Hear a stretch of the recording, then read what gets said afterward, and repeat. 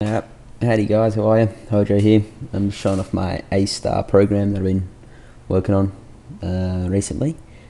The GUI is very incomplete and it's really only for my knowledge, so I can work out the algorithm and rebuild the program neatly and then, make it easy to use later on. Essentially, we've got our grid here and just like a debug output, if you would, and a find path button, and that button there was made to single step through each iteration, but that's disabled for the moment. Alright, the grid, pretty simple. Click on it to draw blue squares, which are walls, not walkable. Right click to place the start and finish nodes. So I'll show you how it works. If I just build a simple pathway here, actually I'll do it like this. I'll give it two paths. Put that one up there.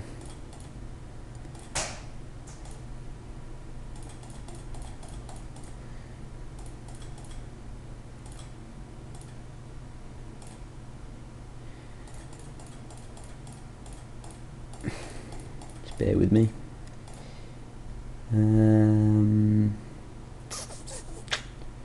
Like this.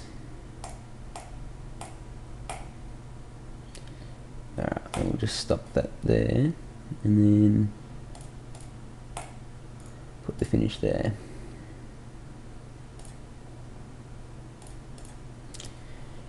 Right, let's move them. Alright, so now what's going to happen is it's going to find the shortest path. So we'll click that and then ding.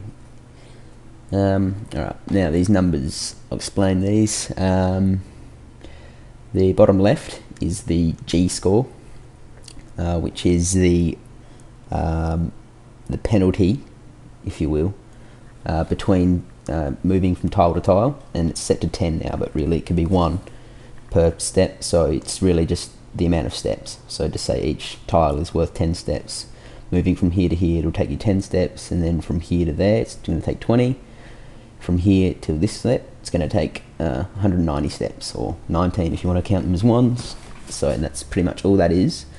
And then this number here, which is cut off, it's meant to be 1,000 there, but just the way they're drawing it's cut off to the side. That's called the H score, or the heuristic. That's an estimate between this tile and the end, and the way I'm calculating that is just a simple Manhattan distance, I think. Pretty much the amount of tiles across and the amount of tiles down, plus a little bit extra, which I'm kind of multiplying it by 10 and then dividing it by the original heuristic divided by 10. So it's just like a little bit of math to make it so that the difference between the closer it gets to this, the lower the score, and the further away the more it increases.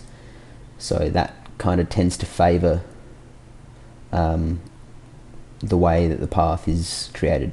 So it's initially going to come down here, take this square, calculate its score, and then do the surrounding ones, and then continue. Take the lowest F score, which is the one up here, which is just these two added together.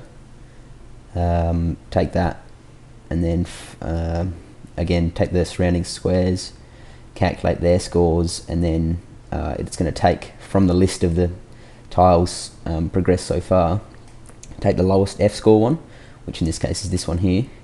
It's going to take that, find the surrounding squares, repeat the process. And so obviously it's gone from here to here to here, here, all the way down to here, and it's realized the next square is non-walkable, so then it goes back to the lowest score, which happens to be the 1731, and the process continues all the way through here. And you can see here, at about here, it drops off like really dramatically, and then like increases a shitload again.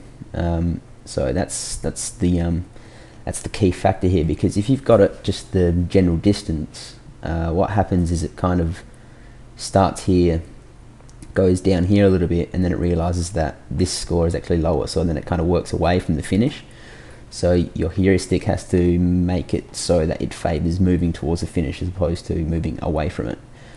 And that's kind of what I just discovered then. And so, yeah, it's looking good so far. It did this map in 0.187 seconds, which is, it's not fantastic. But there is, there's a lot of work that can be done to the way I'm doing the algorithm. For starters, you wouldn't be drawing the path when you're using it for pathfinding in like a bot or a game sort of situation, and also the way, just the general way I programmed it, I made it kind of easy on the eyes. So there's lots of like calls and lots of variable initializations and stuff like that. So it's slowing it down, which can be very, very fine tuned. So I'm presuming on a map of 300 by 300 we'll get the same kind of results. I'm also going to implement a binary heap, which will make the sorting of the F scores a lot quicker, as opposed to just like the arrays, which is just sorted, which is like very, very processor intensive, especially if you're doing like 50,000 tiles and you've got to find the smallest one. So yes, and that's just the debug output. It's just telling you what node it's taken and what it's doing from there. And yeah, that's pretty much it.